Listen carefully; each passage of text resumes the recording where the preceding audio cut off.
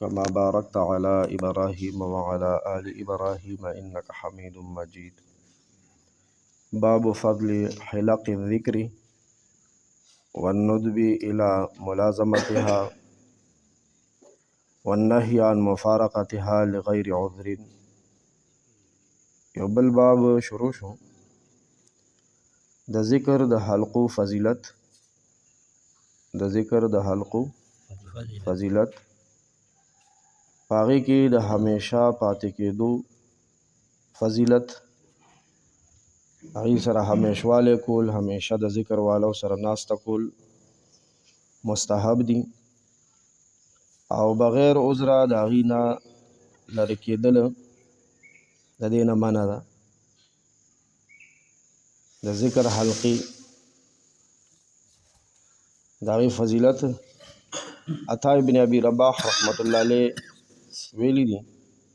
عطا ابن ابي رباح رحمه الله د ذکر په یو مجلس کې ناسته د تیر ژوند د لسو د هغه مجلسونو کفاره ګرځي چې کوم یو بنی آدم ګناهونو کې تیر کړي. د ګناهونو د مجلسونو دپاره یو د ذکر په مجلس کې ناسته کفاره ګرځي. لس واړه ورسره الله تعالی د د عملنامې نه د ګناه مجلسونه ورانوي. بیا د ذکر مجلس څه ته وایي نو عطا ابن ابي رباح رحمت الله علیه په خپله وضاحت کوي چې کوم مجلس کې د حلال حرام، د جایز ناجایز، د روا ناروا بیان کیږي. دا زمونږ او ستاسو دا مجلس الحمدلله په دې کې شامل دی. د ذکر په حلقه کې د دې ګټې بیانېږي. داسې مجلس کې د همیشه د ناستې استحباب بیانېږي چې دا مستحب د بنده په الله ګرانېږي او بغیر عذره د ذکر مجلس، د بیان مجلس د پرېښودو نهي راغلی ده، منع راغلی چې نه به پرېږدي بغیر عذره.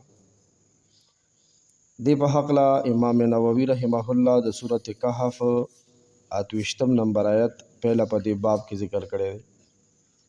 قال الله تعالی، الله تعالی ارشاد فرمایلی دی خپل پیغمبر صلی الله علیه وسلم ته الله پاک فرمایي وی ورته اعوذ بالله من الشیطان الرجیم واصبر نفسك مع الذين يدعون ربهم.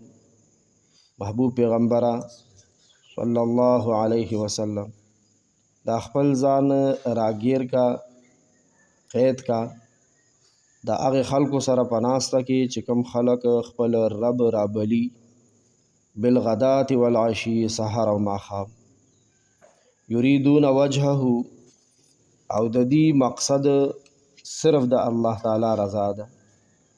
ولا تعد عیناک عنهم، او محبوب پیغمبره صلی الله علیه وسلم ستا سترګې مبارکې دي د دوی نه وانه وړي. الله پاک زمون پیغمبر علیه السلام ته څه فرمایي؟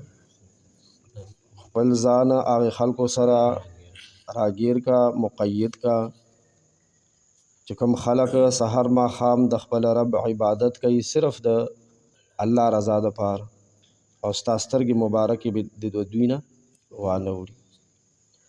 د دې آیت په شان نزول کې یو واقع ویلی شوې ده. آیت د آیت شان نزول وایي څه مشرکان نبی علیه السلام لراله، په هغې کې عیینه ابن حصن هم و. نو نبی علیه السلام سره خو چې کوم ملګري وو تاسو ته ښه پته ده چا خو غریبانان اکثر بیګا ترجمه کې هم دا خبره تېره شوې ده چې د پیغمبرانو منونکي چې دا غریبانان خلک، محنت والا، کوششونو والا، فقرا مسلمانان. نبی علیہ السلام سره څه غریبانان مسلمانان ناست. نو دې کافر ویل وایي مونږ تا سره نه کینو، مونږ له د دینه بوی راځي، دینه خراب بوی خیږي، نعوذ بالله من ذلک. دی هسې ویل ګینې د صحابه کرامو د وجودونو نه خوشبویانې تلې، خو هغه د کسب په وجه او د خوارۍ او محنت او دیاړۍ او مزدورۍ په وجه باندې تېنه کرکه کوله چې دا غریبانان دي، مونږ مالداره یو. که ته داسې کار وکړې چې دوی د ځان نخوا کړي نو مونږ به در سره بیا کینو، مونږ ته ځان به دې ښکاري چې دوی سره ناست یو. په دې دا آیت نازل شو. مونږ او تاسو په خپلو زړونو باندې نظر واچو. دا ناس ملګري خو شکر دی داسې نه یو، خو دا چې کوم ملګري یا خو د سره بیخي راځي نه جومات ته، یا راشي خو بیا ځي ځغلي، عادت یې که نه راځیم لیټ او ځیم ټیټ، دا ښه نه کوي. راځي آخر کې بس آخر جمعه کې مرستو رستو کېږي چې دروازې سره جوخ مې د واتو روي چې بس څنګه سلام سرخوم چې بیا ځغلم. نو د دې دا حالت چې دی دا د فکر دی، د تشویش دی، د ځغلېدو والا. او مونږ او تاسو مو ګورو خیر چې بغیر عذر ځو څومره لوی تاوان کوو. یو مجلس کې چې ناسته وشي څه چل کېږي؟ او د لسو د ګناه محفلونه مجلسونه د هغې کفاره ګرځي. یواسې سم خیال دی جومات نه بهر زمونږ مجلسونه د نیکۍ دي که د بدۍ دي؟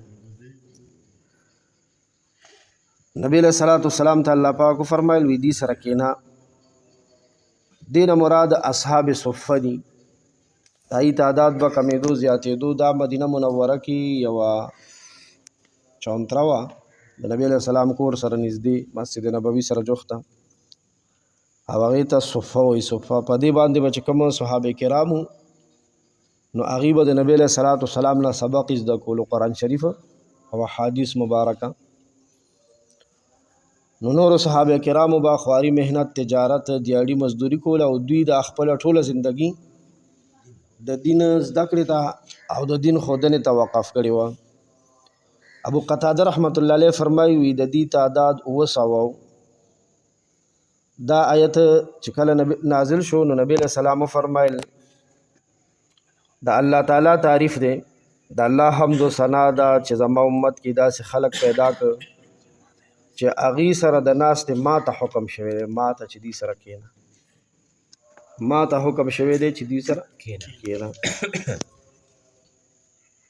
او د دې غریبانانو نظر وانه وړي چې مالدارو ته شي.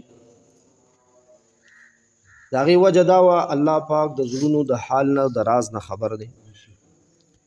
نبی علیہ الصلوۃ والسلام په زړه کې دا حرص رالو چې دا کوم را سره صحابه کرام هر وخت ناس پاس دي، نو دا خو زما د مجلس خلق دی، دوی خو هر ټیم ما سره کېناستې شي.